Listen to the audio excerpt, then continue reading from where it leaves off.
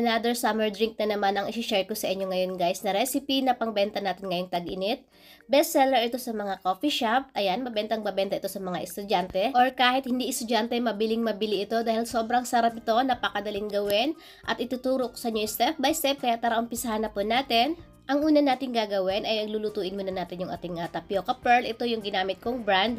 Ay, bali dalawang klase pala ito guys. Merong medyo malaking size. Ayan, ito siya yung malaki. Ito yung pang milk tea talaga. Then meron naman ako isang nabili. Ito yung maliit. Hindi ko alam na may sa mga sizes pala ito. Ito sa Shopee ko na ito nabili. Then ito naman dito sa malapit na baking store sa amin. Ayan, ito yung pinagkaiba nila guys. Makikita nyo naman, mas malaki talaga yung isa. Then yung isa maliit. Ayan, din dapat yung malaki yung gagamitin natin dito. Then ang una natin gagawin ay sasalain natin or strain natin yung ating tapioca pearl kasi ang daming cornstarch nito or yung mga powder. Kailangan nating matanggal yan para maiwasan nating magdikit-dikit yung ating tapioca pearl at may ituturo pa ko sa inyo mamaya technique para hindi po din siya magdidikit-dikit after natin siyang maluto. Then, ito naman yung powder. Ayan, set aside lang natin to. Pwede na natin siyang itapon. Kailangan din natin dito ng malaking saucepan. Mas maganda kung stainless steel yung gagamitin natin. Then, naglagay ako dito ng 1 1/2 liter ng tubig. Kasi konti lang naman yung lulutuin natin. Or gagawin natin, pang 5 cup lang ito guys. Pero kung gusto nyo gumawa ng maramihan, pwede naman. Ayan, then pakulo lang tayo dito. Kapag kumulo na yung ating tubig, ilagay na natin yung ating tapioca pearl. Then, i-mix lang natin siya. Then, hayaan lang natin siya guys na lumutang lahat yung ating tapioca pearl. Ayan, kailangan natin palutangin muna lahat yung ating tapioca pearl. Ayan, naka-high heat pala ito guys. Then, ayan, nakikita nyo naman, unti-unting lumulutang yung ating mga tapioca pearl. Then, hayaan lang natin yan hanggang, ayan, kapag ganito na siya guys, nakalutang na lahat, tatakpan na natin siya at hayaan natin siyang kumulo na mga 20 minutes or 20 to 30 minutes guys. Halimbawa, kapag maramihan yung gagawin nyo. Sa akin dito, 20 minutes lang ito kasi konti lang naman. Then, every 5 minutes guys, kailangan i-mix natin siya or haluin natin siya para hindi sila magdikit-dikit. Then, pagkatapos natin siyang haluin, tatakpan lang natin siya ulit. Then, same lang din, every 5 minutes, ayan, haluin din natin siya ulit. Hanggang umabot kayo ng 20 minutes. Dito pala guys, naka medium heat na lang ito. Ito na yung pinakalas halo natin. Ito na yung pang 20 minutes. Then, tatakpan lang natin siya ngayon. Then, ang gagawin natin, patayin na natin yung ating apoy. Then, magta-timer tayo ulit ng another 20 minutes. Ayan, then after 20 minutes, ayan, hanguin na natin yung ating tapioca pearl. I-strain lang natin siya. Ayan, binuhos ko na siya dito sa ating malaking strainer. Then, ang gagawin natin, ito yung technique para hindi magdikit-dikit yung ating tapioca pearl. Lawan lang natin ngayon yung ating tapioca pearl sa running water. Kailangan maayos yung pagkabanlaw natin. Ito yung technique para hindi magdikit-dikit yung ating tapioca pearl after natin siyang maluto. Kailangan maayos yung pagkabanlaw natin. Titingnan natin guys, so hanggang sa wala na siyang lagkit. Kapag wala na siyang lagkit, ayan, pwede na yon. Pwede na natin siyang tanggalin sa ating strainer. Mahalaga itong step na to, tandaan natin. Hanggang sa mawala yung lagkit niya, din ita-transfer na natin siya ngayon dito sa ating stainless bowl. Ayan, kailangan stainless din yung paglalagyan natin sa kanya. Lalagyan lang natin siya ngayon ng fructose or yung syrup na pangpatamis.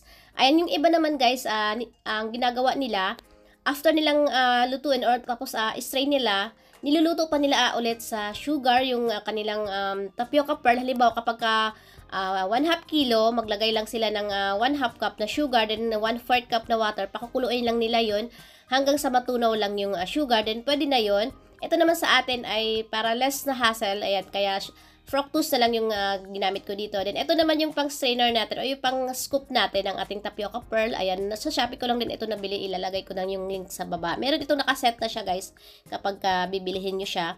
Then, ay, ito na yung tapioca pearl natin. Ang nakikita nyo naman, hindi siya nagdidikit-dikit. So, yun lang yung tatandaan natin, guys, para hindi magdikit-dikit yung ating tapioca pearl. Set aside lang muna natin ito. Ang gagawin naman natin ngayon yung ating pang-toppings. Ito yung ating rock salt cream cheese.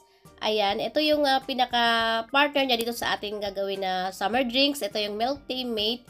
Ayan, ito naman yung isa, cream cheese. Ito yung ginamit natin nakaraan, yung dun sa ating taro froth. Pero halos same lang sila guys kasi salted din yung ating cream cheese na ginamit natin nakaraan. Ito naman rock salt. Kaya medyo maalat-alat din siya. And same procedure lang din. Ayan, yung kalahati muna ng cold water yung nilagay ko. Then, minix ko siya hanggang sa magiging ganito na yung texture niya. Then, nilagay ko na lahat yung ating natirang cold water. Then, i-mix lang natin ito ulit. Ayan, huwag natin ilagay lahat agad yung ating tubig para matansya po natin yung magiging consistency ng ating cheesecake. Ayan, kapag ganito na yung texture niya, para na siyang tunaw ng ice cream. Same lang din nung nakaraan, guys. Ayan, ilagay lang natin ito sa chiller na mga 20 minutes or kahit 10 minutes, pwede na siya, guys.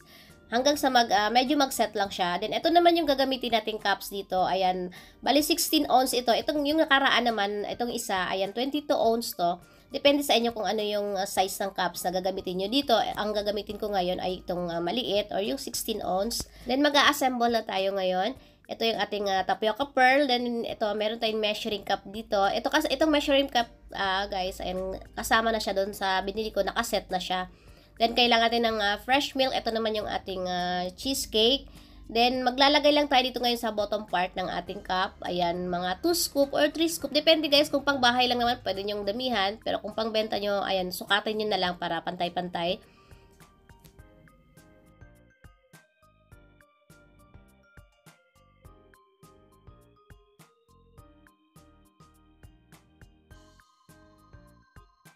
Then, pagdating naman dito sa ating brown sugar, ito yung gagamitin natin pang patamis ngayon. Ayan, tanungin nyo na lang yung kung pangbenta nyo, tanungin nyo yung inyong customer kung 100% or 50% yung sugar na gusto niya. Ito sa ating, ang nilagay ko dito ay 10 ml lang para hindi ganun katamis. Ayan, sa mga coffee shop kasi meron silang parang automatic na pag sinabi mong 70% lang na sugar, kusa nang naglalagay ng 70% yung kanilang machine. Pero ito kapag measuring cup yung gagamitin natin, ayan, ask nyo lang yung inyong customer para masukat natin maigi yung ating ilalagay na pangpatamis. Then, after natin siyang ilagay yung ating brown sugar, ayan, isi-swirl lang natin siya dito sa gilid ng ating cup. Then, naglagay na tayo dito ng yellow. Lalagyan natin siya ng yellow agad guys para hindi bumaba agad yung ating brown sugar para maganda siya tingnan. Then, naglagay ako dito ng fresh milk. Then, yung pinakalas na ilagay natin na toppings, yung ating cheesecake na ginawa natin kanina, ilagay natin siya dito sa pinakaibabaw. Ito na yung ating rock salt cheesecake. Ayan, nakakatakam siyang tingnan at nakakatakam siyang inumin. Ayan, pag sinabi pa lang 50% yung sugar, ayan, 10 ml lang yung ilalagay natin na brown sugar. Kapag sinabi naman niyang 100%, 20 ml yung ilalagay natin. Ayan, ito yung gagawin natin guys, isuswirl lang natin yung ating cup habang binubuhos natin yung ating brown sugar. Then, sunod yung ating tapioca pearl. Depende na sa inyo kung dadamihan nyo. May mga customer kasi nagsasabi na pwede pa-add ng tapioca pearl. Ayan, pwede naman din mag-add lang sila ng payment. Then, ayan, lalagyan lang din natin siya ng fresh milk at saka ng toppings natin na cheesecake. Then, ayan, pwede na natin siyang ibenta. Napakadali lang niyang gawin, di ba? Tapos, pwede na natin siyang i-post sa ating mga online account, sa mga Facebook. Ayan, usong-uso naman na ngayon yung mga online deliveries. Ayan. Then, ito na siya, guys. Ayan, titikman na natin siya ngayon. Nakita niyo pa yung baby ko dito, nagsamok-samok ba? Ayan. Lagi kasi nag-aabang yan guys kapag nagbabalag ako. Ayan, pag-usapan naman natin ngayon yung magkano natin siya ibenta dito sa ganitong size ng cups. Itong 16 ounce, ayan. Pwede natin siyang ibenta guys ng 80 to 90 pesos ang kada isang cup nito. Ayan, pero again, depende pa rin po yun kung magkano nyo nabili yung inyong mga sangkap, kung saan yung area siya nabili. Ayan, kapag 22 ounce naman yung gagamitin natin, pwede natin siyang ibenta ng 120 pesos kada isa. Ayan, try nyo na rin itong gawin sa inyong bahay at sigurado ako magugustuhan nyo ito guys dahil napakasarap ito, napaka-refreshing. Ayan, kahit hindi nyo ipangbenta, pwede naman pang bahay lang. Ayan, i-serve nyo sa inyong mga family.